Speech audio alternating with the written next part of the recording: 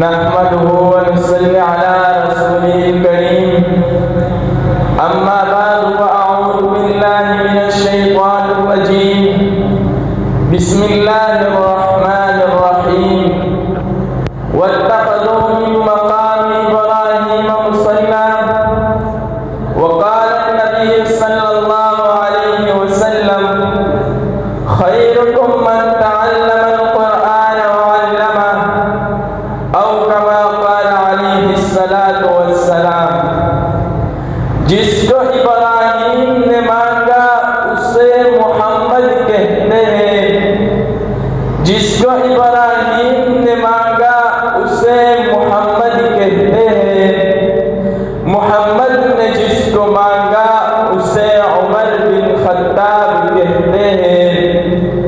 Najaf اس عہد کی مائیں جب آٹے کو ترستی ہے، نجف اس عہد کی مائیں جب آٹے کو ترستی ہے، عمر تیری خلافت کا زمانہ یاد آتا ہے۔ محترم اساتذہ کرام، طلبہ کرام، السلام علیکم ورحمۃ اللہ وبرکاتہ۔ آج میں آپ حضرات کے سامنے جس موضوع پر لفظ کرنے کی جسارت کرنے لگا ہوں وہ بڑا ہی اہم، اعلیٰ و بالا ہے، جو مراد پیغمبر نبی کے سمرہ سرور پروردگار داماد حیدر قرار نوح انس پر انتہائی غمخوار اللہ کے اس سرزمین پر نہایت نظام قائم کرنے والے وہ خوش قسمت باوقار اپنے عہدوں کے ایمان کے باوجود امیر المؤمنین رسول المتقین سیدنا عمر فاروق رضی اللہ تعالیٰ کے مبارکہ کے عنوان سے معنون ہے۔ سامعین مکرم، حضرت عمر فاروق وہ واحد شخص تھا جو آتا جو قرآن پڑھتا، اور روانہ ہوتا تب بھی قرآن پڑھتا۔ قدرت کا عجیب کرشمہ ہے، ایک طرف نبی کا آخر الزامات عمر کے حق میں دعا فرما رہے ہیں، دوسری طرف عمر آپ کے قتل کے لیے نکل پڑے ہیں۔ رب علیم عرش کے کرسی پر بیٹا مسکرا رہا ہے کہ اے عمر، تم میرے پیارے نبی کو قتل کرنے کے لیے نہیں نکلا بلکہ تو خود اس کی خاطر قتل کرنے کے لیے نکلا۔ میرے نبی نے دعا کی، اللہم اعز الاسلام بأحد عمرین، مولا ابو جہل کو مسلمان کر یا ابن خطاب کو۔ میں سمجھتا ہوں میرے نبی نے عمر کو نہیں مانگا، اسلام کی طاقت کو مانگا۔ اللہم اعز الاسلام، مولا اسلام کو عزت عطا فرما، مولا انتخاب تیرے ذمہ، جواب تیرے ذمہ، مانگنا میرے ذمہ۔ مولا ابو جہل کو مسلمان کر یا ابن خطاب کو۔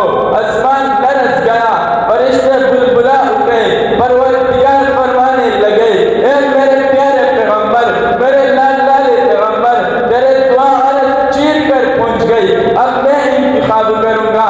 میں نے ابو جہل کے دل کو دیکھا، وہ مردہ، افسردہ، زندی، بیدین، بدترین، لوہی، وہ تیرا دشمن ہے۔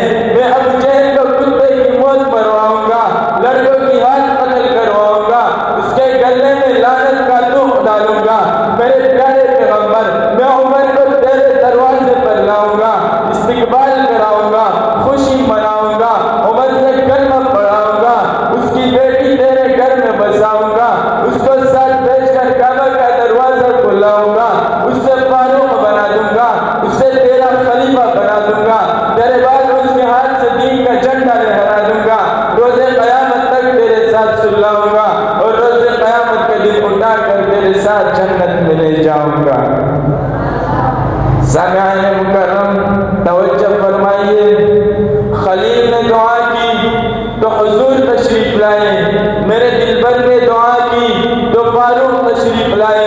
خلیل کا مدح حضور انور، پیغمبر کا مدح سیدنا عمر، جس کو خلیل نے مانگا 5000 سال بعد آیا، مصطفیٰ نے جس کو سویرے مانگا شام کو آ گیا، جس کو خلیل نے مانگا اس کے ساتھ ملاقات میں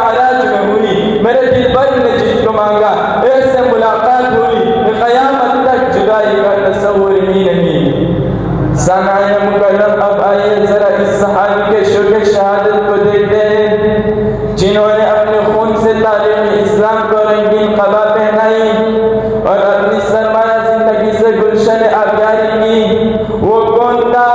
وہ فاروق اعظم تھے جو یہ دعا کیا کرتے تھے، اللہم ارزقنی شہادۃ فی سبیلک واجعل موتی فی بلد رسولک۔ کون فاروق اعظم؟ وہ فاروق اعظم جن کے نام کی ہیبت آج بھی ایرانی طاغوت کے برسنوں کا حرام کر دیتے ہیں، اور آج 1400 برس گزر جانے کے بعد وہ چیخ کر کہتے ہیں کہ عمر کو خلافت نہیں ملنی چاہیے تھی، عمر کو اقتدار نہیں ملنا چاہیے تھا۔ انہیں آج بھی اپنے ایوانوں اور مکانوں میں عمر کے دور کے دمک، تلواروں کی چمک اور قلبوں کی چاک سنائی دیتی ہے۔ ان کے دلوں کی دھڑکن آج بھی عمر کے خوف سے بے اعتدال ہے۔ دعا ہے کہ اللہ تعالی ہمیں اس عظیم شہر سوار کی عظمت رفع بلندی سے ہمیں سرفراز کرے، اور اس پاک دیش کی اس عظیم شہر سوار کی قانون اسلامی سے نوازتے رہے۔ بس میں غالب کے دامن کو پکڑ کر یوں کہوں گا، دم دے نہ دے جو طوفان بنا دیتے